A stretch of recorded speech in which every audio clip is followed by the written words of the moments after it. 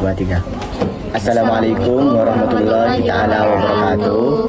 Perkenalkan, kami dari kelompok 7 ingin memaparkan materi perkembangan sastra Indonesia dari sastra Nusantara dan sastra tradisional. Kami ingin, belum memaparkan materi, ingin memperkenalkan diri kita sendiri. Perkenalkan, nama saya Ilham Fatir. Perkenalkan, nama saya Gadis Rahma Prita Angelik. Perkenalkan, nama saya Novita Ahmadian. Perkenalkan, nama saya Renata Haryati. Perkenalkan, nama saya Muhammad Nadif Hafid Abdillah. Baik, demi menyingkatnya waktu, mari kita mulai presentasi kami ini. Dimulai dari masa perkembangan sastra Indonesia. A few moments later. Saya akan menjelaskan perkembangan sastra Indonesia berakar dari sastra Nusantara dan sastra Melayu yang telah berkembang sejak abad ke-19. Karya-karya sastra Melayu baik yang menggunakan Melayu rendah maupun Melayu tinggi. Terus telah melahirkan tradisi sastra yang seperti hikayat, syair, dan pantun. Sastra Melayu klasik dengan tokoh dan karya penting dari lingkungan ulama dan kesultanan menjadi dasar kuat bagi lahirnya sastra Indonesia modern, sekaligus berperan penting dalam perkembangan bahasa Indonesia sebagai bahasa persatuan. Setelah itu, setelah demokrasi atau proklamasi, maka bahasa Indonesia menjadi bahasa negara. Selanjutnya akan dijelaskan oleh teman saya, yaitu sastra Nusantara dan sastra tradisional.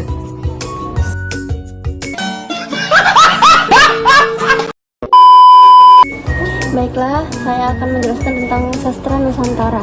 Sastra Nusantara adalah sastra yang berkembang sebelum pengaruh Barat masuk ke Indonesia. Nah, ciri utama sastra ini adalah bersifat lisan, anonim, dan kolektif. Bentuk sastra Nusantara yaitu berbentuk secara lisan dan secara tertulis. Nah, ciri sastra Nusantara yaitu berkembang secara turun-temurun, mengandung nilai moral dan kepercayaan, menggunakan bahasa daerah dan bahasa Melayu kuno, bersifat religius, magis, dan feodal. Sastra Nusantara ini berfungsi sebagai media pendidikan, hiburan, dan penguat identitas budaya di masyarakat Indonesia. Oke. Oh my God!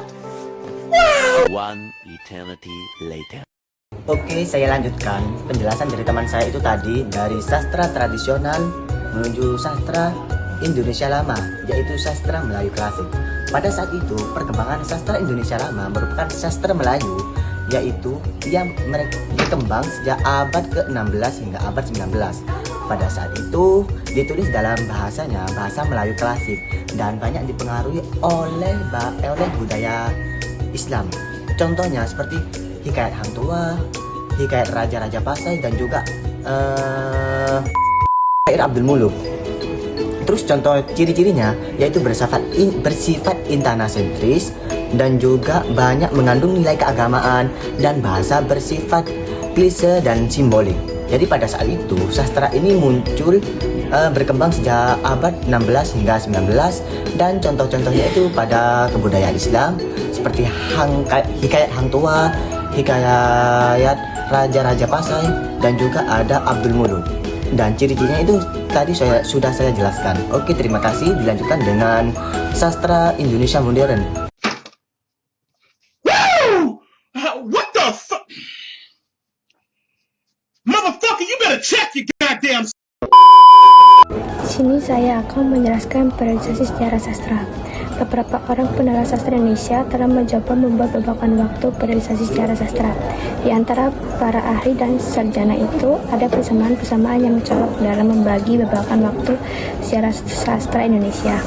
Setelah diteliti lebih lanjut, maka akan tampak bahwa masing-masing periodisasi itu menunjukkan perbedaan yang mencolok, baik istilah maupun konsepnya. Masa kelahiran atau masa penjadian kurang lebih terjadi pada tahun 1900 sampai 1945. Periode awal terjadi pada tahun 1933 sampai 1942 dan tahun 1942 hingga 1945. Baca.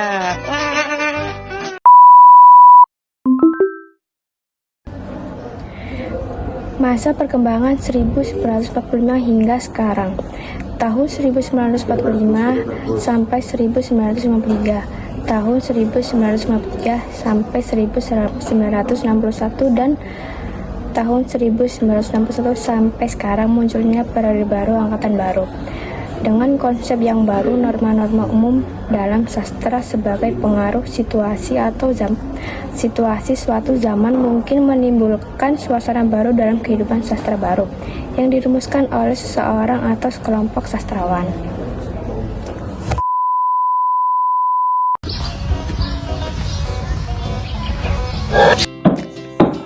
Assalamualaikum warahmatullahi wabarakatuh. Saya ingin memperkenalkan diri, nama saya Gaza Jauh Ramadan Putra. Sekarang saya akan menceritakan tentang sejarah sastra. 1. Angkatan Balai Pusaka pada tahun 1920 sampai 1933. Balai Pusaka didirikan oleh pemerintah kolonial Belanda untuk mengontrol bacaan rakyat. Ciri-cirinya tema konflik adat versus modernitas, bahasa Melayu tinggi, alur dan tokoh bersifat konvensional. Contoh karya Siti Nurbaya, Mara Rusli, Azab dan Sengsara Merari Siregar. Sekian dari kami videonya kami. Wassalamualaikum warahmatullahi wabarakatuh. Oke, jadi di sini ada masa pujangga baru. Nah, pada masa pujangga baru ini perbedaan sedikit demi sedikit diperkecil. Bahasa pujangga baru sangat keras menunjukkan pengaruh bahasa Melayu Riau. Nah, baru pada masa setelah perang dan munculnya Chairil Anwar, perbedaan kedua bahasa itu menjadi semakin mengecil. Nah, sastra pujangga baru juga ditandai dengan munculnya majalah bernama Majalah Pujangga Baru. Nah, ciri khasnya yaitu majalah ini menonjolkan isi bersifat nasionalisme dan individualisme pada karyanya. Salah satu pengarangnya yaitu Amir Hamzah. Nah, dan sekarang adalah sastra Indonesia modern kontemporer dari tahun 1970 sampai sekarang.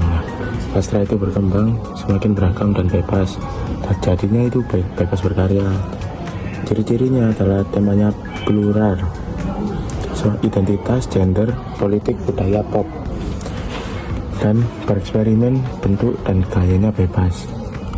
Gaya bahasanya itu bebas, itu pengaruh global dan media digital, nah dan lain-lain juga. Tokohnya adalah Sapardi Djoko Damono dan Ayu Utami dan lain-lainnya, dan ada Eka Kurniawan juga. Nah, udah itu saja.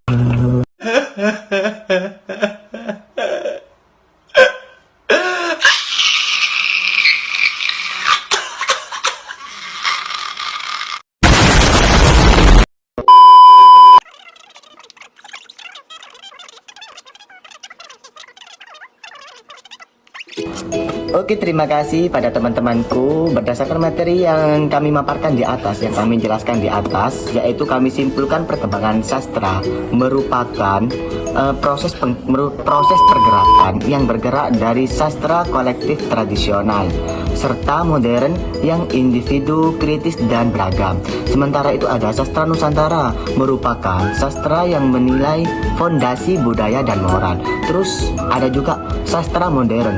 Sastra modern ini merupakan kebebasan berpikir serta dinamika sosial politik bangsa Indonesia.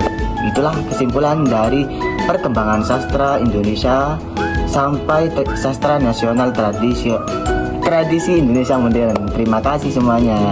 Semoga materi yang kami sampaikan bermanfaat bagi kalian semua.